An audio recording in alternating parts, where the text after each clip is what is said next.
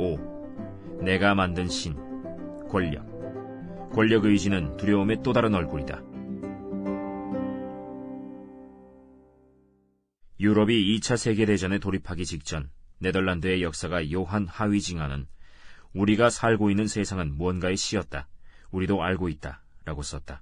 나치는 깊은 애국심과 민족애를 고취하겠다고 떠벌렸으나 어찌된 일인지 그들이 추구하던 애국심은 악마처럼 파괴적인 것으로 변했다. 결국 나치가 이뤄낸 결과는 그들이 추구하던 것과는 정반대로 명예로운 나라가 아니라 영원한 치욕이었다. 프랑스 혁명의 지도자 막시밀리엥 드 로베스피에르는 1794년 국민공회에서 이렇게 말했다. 우리가 지향하는 목표는 무엇입니까? 자유와 평등을 평화롭게 누리는 것입니다. 공포정치는 신속하고 엄격한 불굴의 정의일 뿐입니다.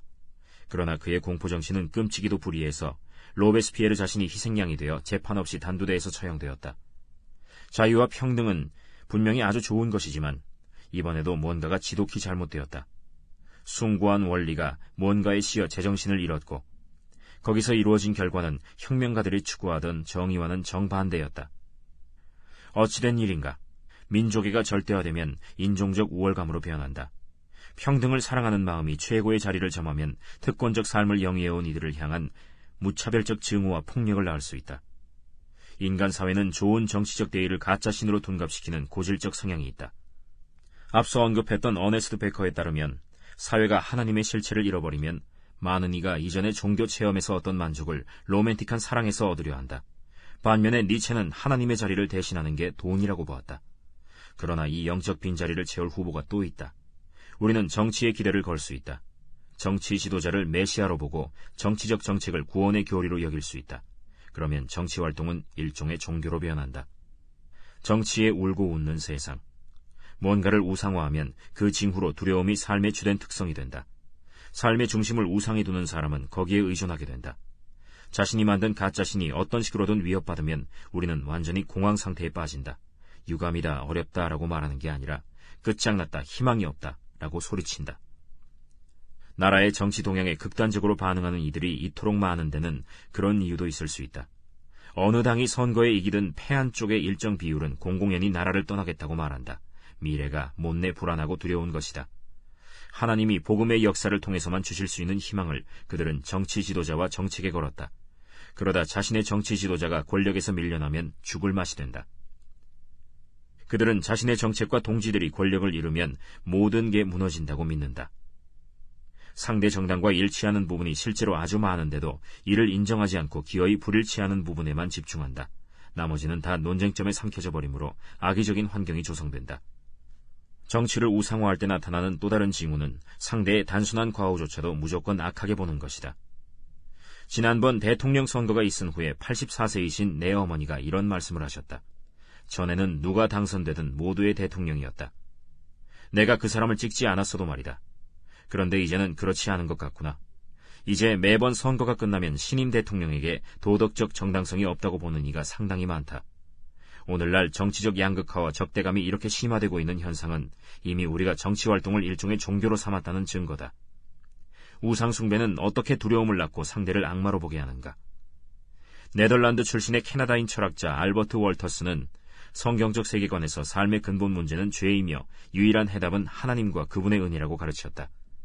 이와 반대되는 견해는 죄 아닌 다른 것을 세상의 근본 문제로 보고 하나님 아닌 다른 것을 근본 해법으로 본다. 그러면 완전한 악이 아닌 것이 악마로 보이고 궁극적 선일 수 없는 것이 우상으로 둔갑한다. 월터스의 말을 들어보자. 하나님의 선한 창조 세계 중 어떤 일면이나 현상을 뽑아내 그것을 인생 드라마의 악당으로 몰아가는 것은 몹시 위험한 일이다. 진짜 악당은 세상에 침투한 죄라는 이질적 요소다. 그동안 다양하게 지목된 그 어떤 것의 예로는 육체와 정욕, 자연과 구별되는 문화, 특히 국가와 가정의 제도적 권위, 과학기술과 관리기법 등이 있다. 유독 성경만은 창조세계의 일부를 악당이나 구주로 삼으려는 모든 시도를 단호히 거부한다. 정치에 대한 과도한 희망과 환멸의 끝없는 악순환, 점점 더 악의적으로 치닫는 정치담론, 자기 정당의 실권에 따른 극도의 두려움과 절망 등이 다 그것으로 설명된다. 왜 우리는 정치적 대의와 사상을 신이나 악마로 둔갑시키는 것일까? 라인홀드 니버에 따르면 우리가 정치의 우상화를 통해 권력을 신으로 삼기 때문이다. 애국심이 답이다. 니버는 20세기 중엽에 저명한 미국 신학자였다. 그에 따르면 모든 인간은 자신이 의존적 존재라는 무력감과 싸운다. 에덴 동산의 첫 유혹도 하나님이 정해주신 한계를 무시하고 하나님과 같이 되어 운명에 대한 권력을 스스로 행사하라는 것이었다. 이 유혹에 굴한 결과로 이제 그것이 우리 본성의 일부가 되었다.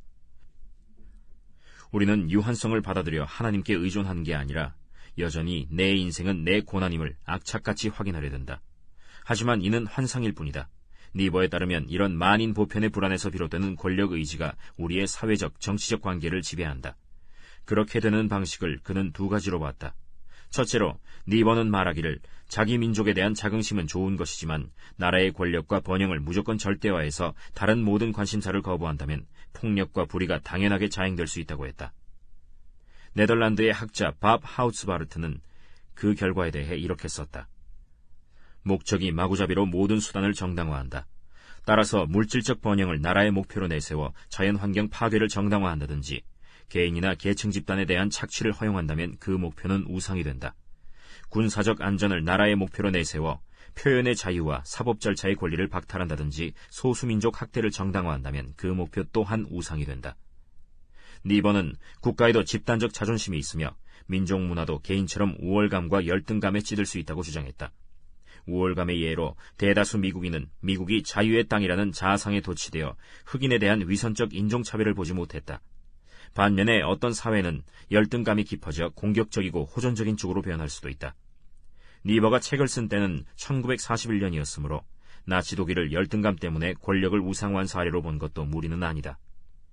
1차 세계대전으로 체면을 구긴 독일은 사회 전체가 자기들의 권력과 우월성을 온 세상에 입증하려는 의욕에 차 있었다. 대상에게 가치를 부여하되 절대적 가치와 구별해 정확히 선을 긋기란 쉽지 않다. 마찬가지로 애국심이 인종차별과 압제와 제국주의로 넘어가는 시점을 정확히 짚어낼 방법도 없다. 그러나 국가가 종종 그런 파멸에 떨어졌다는 사실만은 누구도 부인할 수 없다. 그렇다고 마치 애국심 자체가 악하다는 듯 애국심의 표현을 모조리 비우는 것은 해답이 아니다. 누누이 봤듯이 우상이란 꼭 필요한 좋은 것들이 신격화된 상태다. C.S. 루이스가 이것을 지혜롭게 썼다. 인간의 충동 중에 모성애나 애국심 같은 것은 선하고 섹스나 투쟁 본능 같은 것은 악하다고 생각한다면 오산이다.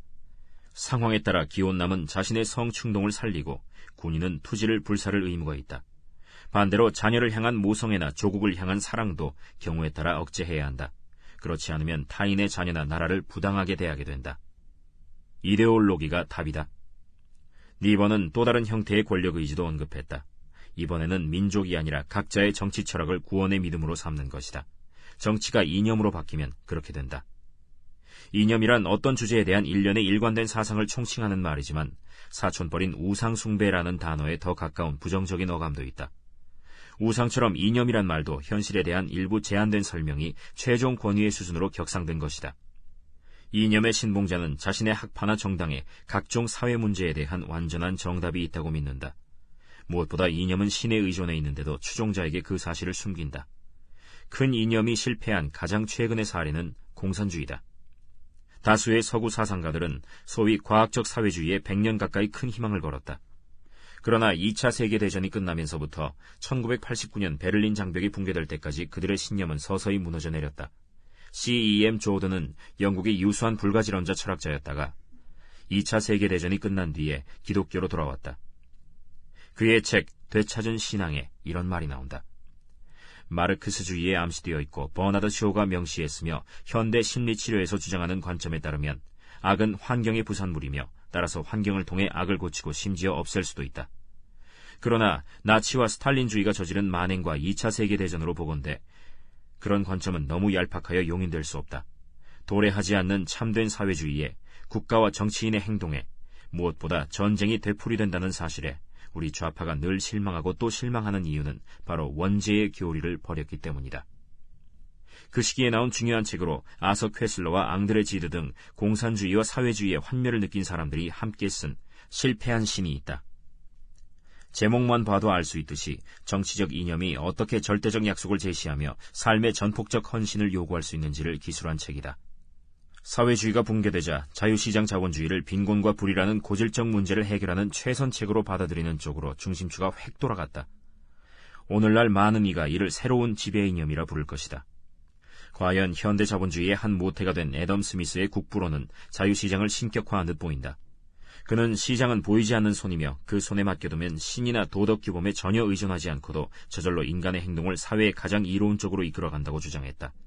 그러나 아직 단언하기는 일러도 2008년에서 2009년의 대대적인 금융위기로 보건대 자본주의도 한 세대 전의 사회주의와 똑같은 환멸을 불러일으킬 수 있다. 최근에 시장 자본주의의 이념적 속성이 있음을 보여주는 책이 대중서적과 학술서적, 일반서적과 종교서적을 가리지 않고 쏟아진다. 표현만 다를 뿐 실패한 신과 똑같은 의미의 제목도 보인다. 우리에게 행복과 자유를 가져다줄 신적 권력을 자유시장에 부여한 결과다. 니버가 역설했듯이 인간의 사고는 늘 뭔가 유한한 가치나 대상을 궁극의 정답으로 끌어올린다. 그래야 우리는 문제를 해결할 수 있는 주체가 되고 우리에게 반대하는 이들은 다 바보나 악인이 된다. 하지만 모든 우상숭배가 그렇듯이 이 또한 우리를 눈멀게 한다. 마르크스주의의 경우 강력한 국가는 구세주가 되고 자본주의자는 악마로 치부된다. 보수파 경제사상의 경우 자유시장과 경쟁이 우리의 문제를 해결해 줄 것이므로 진보파와 정부는 행복한 사회의 걸림돌이 된다. 현실은 그보다 훨씬 복잡하다. 예컨대 고도의 누진세제는 불의를 초래할 수 있다. 열심히 일하는 사람이 보상받지 못하고 오히려 고액납세에 불이익을 당한다. 반면에 세율이 낮아 복지 혜택이 적은 사회는 다른 형태의 불의를 유발한다. 건강을 잘 돌보며 양질의 교육을 받을 수 있는 가정의 아이가 그렇지 못한 아이보다 훨씬 좋은 기회를 노린다.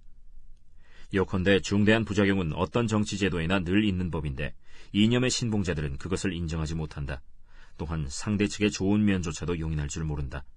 어떤 문화든 하나님을 몰아내다시피 하면 사람에 따라 섹스와 돈과 정치가 그 빈자리를 채우게 된다. 우리의 정치 담론이 갈수록 이념화되고 양극화되는 것도 그 때문이다. 작금의 악의적인 공공담론을 초당파적 제휴가 부족한 탓으로 보는 이가 많지만 뿌리는 그보다 훨씬 깊다. 니버가 가르쳤듯이 그 근원은 태초로 거슬러 올라간다. 하나님으로부터 멀어진 우리가 총체적 무력감과 무방비 상태를 보충하려고 미친 듯이 애쓰기 때문이다. 이 모든 문제를 해결할 길은 하나님과의 관계를 치유하는 것뿐이다. 성경에 그런 치유의 극적인 사례가 나온다. 이야기의 주인공은 권력 의지에 이끌려 세상 최고의 권좌에 오른다. 정서 불안과 불면증에 시달리다. BC 6세기의 바벨론 제국은 아수르와 애굽 대신 세계의 지배 강국으로 출현했다.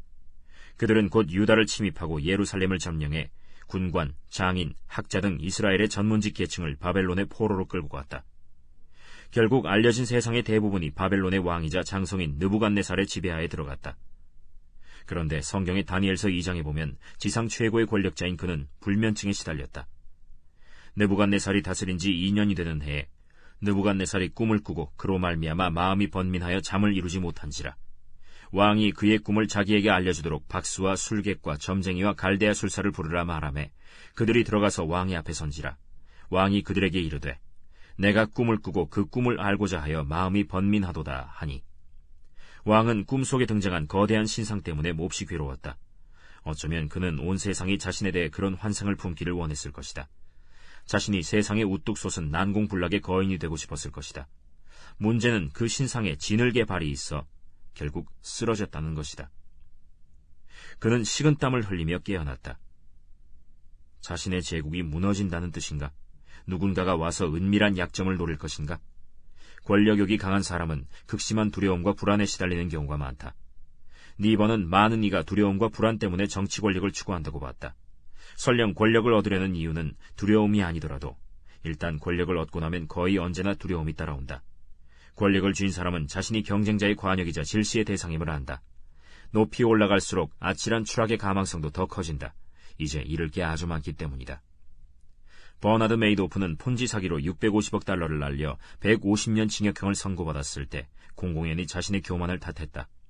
과거의 어느 해에 그는 거액의 손실을 보고했어야 했으나 재정관리사로서 자신의 실패를 인정할 수 없었다. 자인했을 때 뒤따를 권력과 평판의 상실을 받아들일 수 없었다. 일단 폰지 사기로 약점을 숨기기 시작하자 그는 언제든 빠져나갈 수 있다는 생각에 사기 규모가 커져도 자신의 오판을 인정할 수 없었다. 이렇듯 권력은 종종 두려움에서 태동해 다시 더 큰 두려움을 낳는다. 꿈 때문에 표면으로 떠오른 느부갓네살의 불안한 정서는 지독히 불편했다. 잘 인정하지 않지만 권력자도 실제로는 자신을 아주 약하게 느낀다. 무력함에 대한 깊은 두려움. 느부갓네살은 니버가 인간의 본성과 운명에 말한 죄와 정치와 권력을 그대로 보여주는 전형적 사례다. 죄인으로서의 인간이라는 장에서 니버는 인간은 정서적으로 불안하며 그 불안을 권력 의지로 극복하려 한다. 자신이 유한하지 않은 척한다. 라고 역설했다. 인간은 자신의 삶을 지배할 힘이 거의 전무하다. 인생의 노선을 결정짓는 요인의 95%는 전혀 우리 소관이 아니다. 출생 시기와 장소, 부모와 가족, 유년기의 환경, 외모, 유전적 재능, 대부분의 상황이 그렇다. 요컨대 우리의 존재와 소유는 전부 하나님께 받은 것이다. 우리는 무한한 창조주가 아니라 유한하고 의존적인 피조물이다. 영국의 시인 W.E. 헨리는 10대 때 한쪽 다리를 절단하는 아픔을 겪었으나 훗날 비평가와 작가로 명성을 얻었다. 청년 시절에 그는 도발적으로 인빅투스, 천하무적이라는 라틴어 제목을 붙인 유명한 시를 썼다. 개의치 않으리 문이 아무리 좁고 명부에 적힌 형벌이 아무리 많아도 나는 내 운명의 주인이요 나는 내 영혼의 선장이기에. 니버가 지적했듯이 이는 터무니없는 과정이며 교만의 죄에 물들어 왜곡된 현실관이다. 물론 삶의 장애물을 극복하는 일을 시시하게 여길 사람은 아무도 없다. 그러나 헨리가 문학적 재능과 평균 이상의 지능을 타고나지 못했거나 다른 부모에게 태어나 다른 사람들과 맺어졌다면 그의 성공은 불가능했을 것이다. 헨리도 5살 된 딸이 죽었을 때 느부갓네살처럼 무력함에 직면할 수밖에 없었고 그 타격에서 끝내 회복하지 못했다.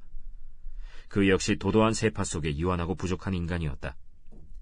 인간에게는 무력함에 대한 깊은 두려움이 있고 이 두려움은 우리가 하나님으로부터 멀어진 데서 비롯되었다.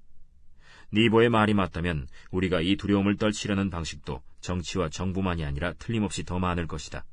권력의 우상은 근원적 우상이며 다른 수많은 표면적 우상을 통해 표출될 수 있다. 내가 대학 시절에 알았던 제임스는 그리스도를 믿기 전에 여색을 밝히기로 유명했다. 매번 그는 여자를 유혹해 일단 잠자리를 갖고 나면 이내 흥미를 잃고 헤어졌다. 기독교를 받아들인 그는 성적 일탈을 금방 끊고 기독교 사역에 열중했지만 근원적 우상은 달라지지 않았다. 수업이나 토론 때마다 그는 논쟁을 일삼으며 이기려 들었고 자신이 회장이 아닌 모임에서도 늘 회장 행세를 하려 했다. 자신의 새로운 신앙을 주제로 대화할 때도 회의론자들을 거칠게 대해 마찰을 일으켰다. 결국 그의 의미와 가치는 그리스도께 옮겨진 게 아니라 여전히 타인에게 권력을 행사하는 것에 기초해 있음이 분명해졌다. 그런 권력을 통해 그는 자신이 살아있음을 느꼈다. 제임스가 여러 여자들과 잠자리를 한 것은 그들에게 매력을 느껴서가 아니라 마음만 먹으면 동침할 수 있다는 권력을 얻기 위해서였다. 권력만 얻고 나면 여자는 더 이상 흥밋거리가 못 되었다.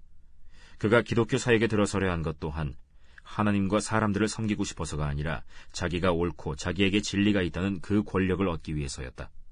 권력의 우상이 성적인 형태에서 종교적인 형태로 바뀌었을 뿐이었다. 그렇게 이 우상은 꼭꼭 숨어 있었다.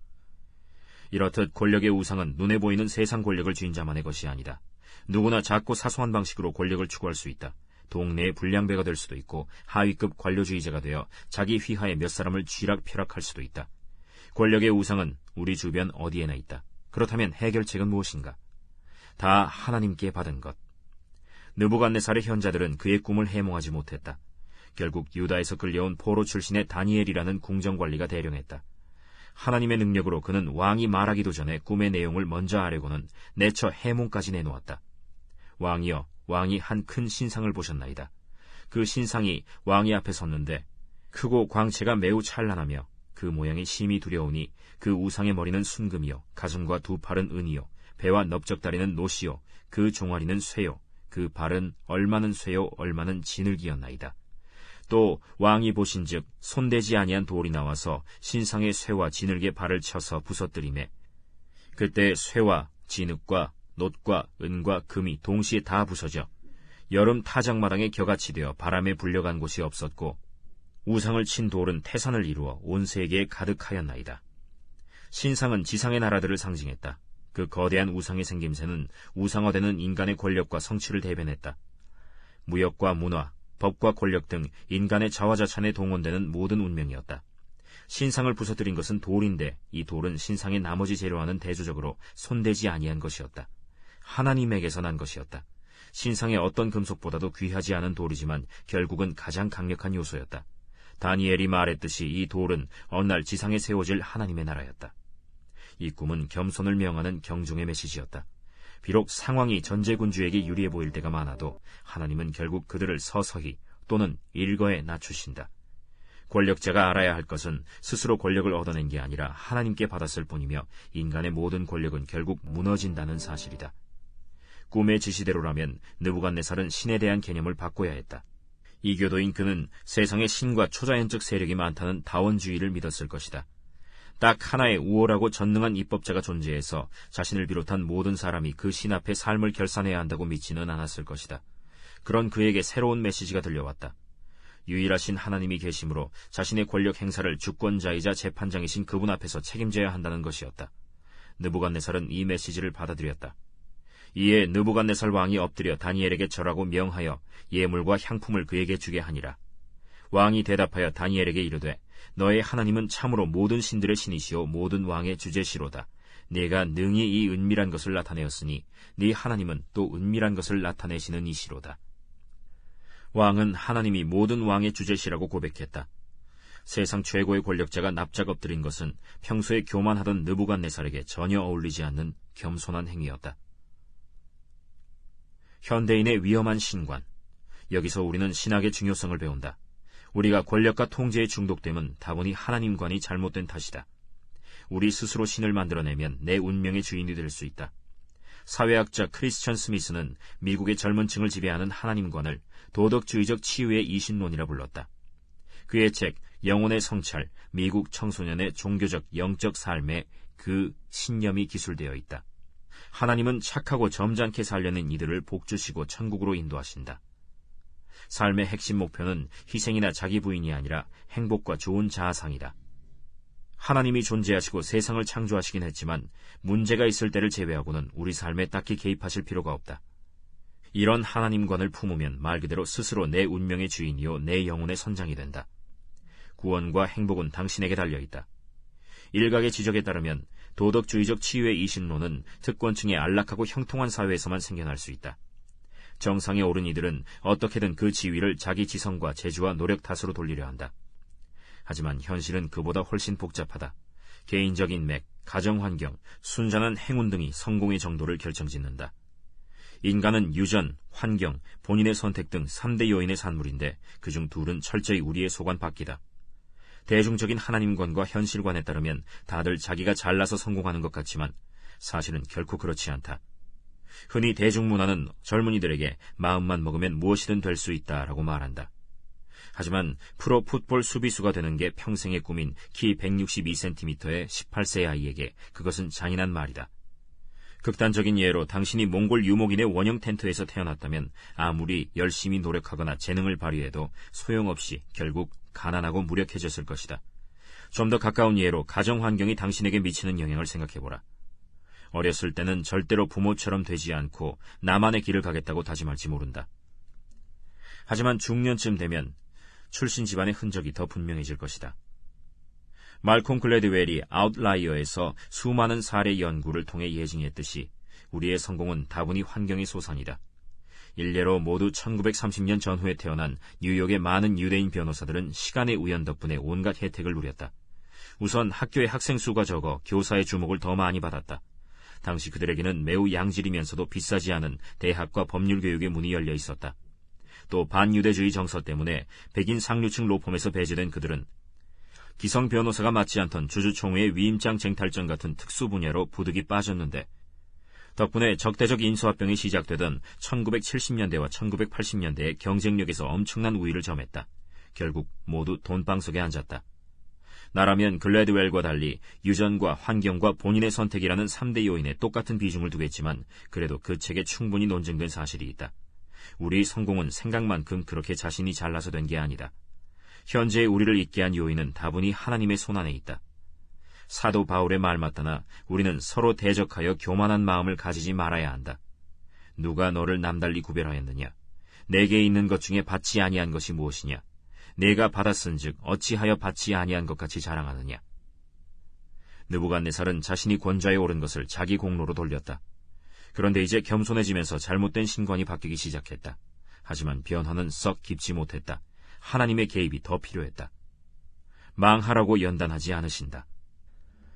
다니엘 4장에 보면 느부갓네살은 왕궁의 자기 집에 무사태평하게 있던 중에 또 꿈을 꾸었다. 이번 꿈은 번민뿐만 아니라 두려움까지 안겨주었다. 꿈 속에 아주 큰 나무가 보이는데 그 높이는 하늘에 닿았으니 그 모양이 땅끝에서도 보이겠고 육체를 가진 모든 것이 거기에서 먹을 것을 얻었다. 그런데 그 나무를 베라는 소리가 들렸다. 그 소리는 나무를 의인화하며 이렇게 말을 이었다.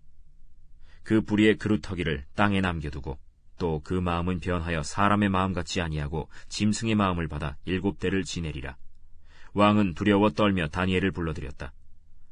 꿈의 내용을 들은 다니엘은 낯빛이 하얗게 변해서 잠시 말없이 서 있다가 해몽을 내놓았다. 왕이여, 그 해석은 이러하니이다. 곧 지극히 높으신 이가 명령하신 것이 내 주 왕에게 미칠 것이라. 왕이 사람에게서 쫓겨나서 들짐승과 함께 살며 소처럼 풀을 먹으며 하늘 이슬에 젖을 것이요 이와 같이 7대를 지낼 것이라. 그때에 지극히 높으신 이가 사람의 나라를 다스리시며 자기의 뜻대로 그것을 누구에게든지 주시는 줄을 아시리이다. 또 그들이 그 나무 뿌리에 그루터기를 남겨두라 하였은즉 하나님이 다스리시는 줄을 왕이 깨달은 후에야 왕의 나라가 견고하리이다. 그런즉 왕이여, 내가 아뢰는 것을 받으시고 공의를 행함으로 죄를 사하고 가난한 자를 긍휼히 여김으로 죄악을 사하소서. 그리하시면 왕의 평안함이 혹시 장구하리이다. 첫 번째 꿈은 어떤 의미에서 이론 공부였다. 하나님의 속성과 인간 권력의 속성을 알리는 일반적 내용이었다. 이번에는 하나님이 실습으로 들어가신다. 이론 공부는 도움이 되지 않았다. 이 왕은 여전히 폭군이었고 특정 인종과 계층과 빈민을 압제했다. 그래서 하나님은 그가 터득해야 할 교훈을 삶으로 가르치신다. 하지만 희망이 있었다. 나무가 베어지되 그루터기는 땅에 남겨져 나중에 다시 자랄 것이다. 하나님의 목표는 응징이나 복수나 파멸이 아니라 징계였다. 고통을 주시되 그 취지는 교정과 구속이었다. 그렇다면 하나님이 느부갓네살의 심중에 새겨주시려던 교훈은 무엇인가? 바로 지극히 높으신 이가 사람의 나라를 다스리시며 자기 뜻대로 그것을 누구에게든지 주시며 또 지극히 천한 자를 그 위에 세우신다는 사실이다. 누구든지 성공한 사람은 하나님의 과분한 은총을 받은 수혜자라는 뜻이다. 권력과 재물과 영향력의 위기에서 세상의 정상에 오른 이들도 사실은 지극히 천한 자일 뿐 여느 누구보다 나을 게 하나도 없다. 이것은 초보 형태의 복음이다. 즉 우리에게 있는 것은 다 은혜의 산물이지 우리 행위나 노력의 산물이 아니다. 하나님의 말씀은 이런 것이나 같다. 느부갓네살 왕아, 네 권력이 하나님의 은혜로 주어진 것임을 알아야 한다. 그것을 안다면 너는 더 안정되어 느긋하면서도 동시에 더 겸손하고 정의로워질 것이다. 그러나 그 지위를 네 공로와 노력으로 얻었다고 생각한다면 너는 계속 두려움에 시달리고 잔인해질 것이다. 12달이 지난 후에 내가 바벨론 왕궁 지붕에서 거닐새 나 왕이 말하여 이르되 이 큰 바벨론은 내가 능력과 권세로 건설하여 나의 도성으로 삼고 이것으로 내 위엄의 영광을 나타낸 것이 아니냐 하였더니 왕이 자신의 왕국을 굽어보는 사이 교만한 마음이 고개를 들었다. 그 순간 하늘에서 소리가 들려왔다. 네가 사람에게서 쫓겨나서 들짐승과 함께 살면서 소처럼 풀을 먹을 것이요 지극히 높으신 이가 사람의 나라를 다스리시며 자기의 뜻대로 그것을 누구에게든지 주시는 줄을 알기까지 이르리라. 즉시 느부갓네살은 일정 기간 동안 중증 정신질환으로 보이는 상태에 빠졌다. 너무 미쳐서 실내에서는 살 수 없어 궁중 땅바닥에서 짐승 틈에 섞여 살았다. 날 위에 밑바닥까지 내려가신 왕. 어떻게 된 일인가? 죄의 큰 아이러니 중 하나는 인간이 인간 이상의 신처럼 되려 하면 오히려 인간 이하로 추락한다는 것이다. 스스로 하나님이 되어 자기 영광과 권력을 위해 살면 가장 짐승 같고 잔인한 행동이 뒤를 잇는다. 교만한 사람은 인격체가 아니라 약탈자가 된다. 이 왕이 바로 그렇게 되었다. C.S. 루이스가 쓴 새벽 출정호의 항해에 등장하는 주인공 중에 유스터스 스크럽이라는 소년이 있다. 그는 분명히 권력욕이 있었는데 이를 아이 특유의 비열하고 째째한 방식으로 표출했다. 남을 놀리고 동물을 괴롭히고 고자질하고 권위 있는 어른에게 알랑거리는 시기였다. 그는 수습생 단계의 느부갓네살이었다. 어느 날 밤 유스터스는 동굴 속에 산더미처럼 쌓인 보물을 발견했다. 신이 나서 이제부터 누릴 안락과 권력의 삶을 상상하고 있는데 깨어보니 끔찍하게도 자신이 추악한 용으로 변해 있었다. 용의 보물 더미 위에서 용처럼 탐심을 품고 자다가 그 자신이 용이 되고 말았다. 용이 된 것은 당연한 논리적 결과였다. 용처럼 생각했으니 용이 된 것이다. 권력에 집착하는 사람은 비정한 약탈자가 된다. 사람은 자신이 숭배하는 대상처럼 되는 법이다. 이제 유스터스는 엄청난 권력의 소유자가 되었다. 꿈꿨던 것보다 훨씬 힘이 세졌지만 동시에 그는 두려웠고 추악했고 극히 외로웠다. 물론 이는 권력을 위한 권력이 우리에게 남기는 결과다. 유스터스는 변해버린 자기 모습에 충격을 받아 겸손해졌고 다시 평범한 아이로 돌아가고 싶었다. 교만이 사라지자 마음속의 우상숭배도 치유되기 시작했다. 그러던 어느 날 용 유스터스는 밤에 신비로운 사자를 만났다. 사자는 그에게 용의 허물을 벗으라라고 도전했다. 그는 용케 한꺼풀을 벗었으나 속은 여전히 용이었다. 계속 시도했지만 진전이 없었다. 마침내 사자가 말했다. 나한테 맡겨야 벗겨진다. 물론 그의 갈고리 발톱이 무서웠지만 이제는 나도 다급할 대로 다급했다. 그래서 그냥 벌렁 드러누워 그에게 맡겼다. 처음에 움키는 그의 발톱이 어찌나 깊던지 내 심장까지 와 박히는 줄 알았다.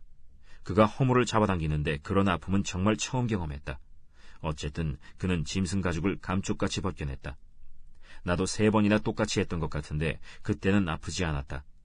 풀밭에 놓인 허물은 전보다 훨씬 두껍고 거무스름하고 울퉁불퉁해 보였다. 어느덧 나는 껍질을 벗겨낸 나뭇가지처럼 매끄럽고 보드라워졌으며 전보다 작아졌다. 다시 아이로 돌아온 것이다.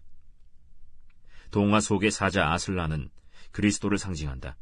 이 이야기는 그리스도인이라면 누구나 깨달은 사실을 증언해준다. 즉 교만은 죽음과 몰락과 인간성 상실을 낳는다는 것이다. 그러나 교만 때문에 마음에 독해지는 게 아니라 겸손해지면 교만이 죽으면서 부활이 찾아올 수 있다. 자기 영광을 위해 살지 않고 하나님께로 돌아오면 완악하던 마음이 부드러워져 마침내 온전한 인간이 될 수 있다. 느부갓네살에게도 비슷한 일이 벌어졌다. 그의 간증을 들어보자. 그 기한이 참에 나 느부갓네살이 하늘을 우러러 보았더니 내 총명이 다시 내게로 돌아온지라. 이에 내가 지극히 높으신 이에게 감사하며 영생하시는 이를 찬양하고 경배하였나니 그 권세는 영원한 권세요 그 나라는 대대에 이르리로다. 그때에 내 총명이 내게로 돌아왔고 또 내 나라의 영광에 대하여도 내 위엄과 광명이 내게로 돌아왔고 또 나의 모사들과 권원들이 내게 찾아오니 내가 내 나라에서 다시 세움을 받고 또 지극한 위세가 내게 전보다 더하였느니라. 하늘을 우러러 하나님을 봤을 때 그 결과는 정신을 회복하는 것 그 이상이었다. 지극한 위세가 내게 전보다 더하였다. 여기 은혜의 깊은 원리가 있다. 그 궁극의 예를 예수님에게서 볼 수 있다. 우리는 속으로 나는 하나님처럼 높아져 내 이름을 떨치리라 라고 말하지만 예수님은 나는 그들을 위해 저 바다까지 내려가리라 라고 말씀하셨다. 그분은 인간이 되어 우리 죄 때문에 십자가에서 죽으셨다. 우리를 구원하려고 모든 권력을 잃고 섬기셨다. 그렇게 죽으셨으나 그 죽음이 구속과 부활로 이어졌다. 그러므로 당신도 한없이 연약해질 때 유스터스와 느부갓네살과 예수님처럼 아버지 내 영혼을 아버지 손에 부탁하나이다 라고 고백한다면 그때 성장하고 변화하고 부활할 수 있다. 예수님의 모범과 은혜는 우리 권력 의지를 치유한다. 무력감이 들면 우리는 흔히 그것을 부인한다. 그렇게 부인하며 살아가려고 애꿎은 사람들을 지배하고 통제한다. 하지만 예수님은 다른 길을 보여주신다. 그분은 권력을 버리고 섬기심으로 역사상 가장 영향력 있는 인물이 되셨다.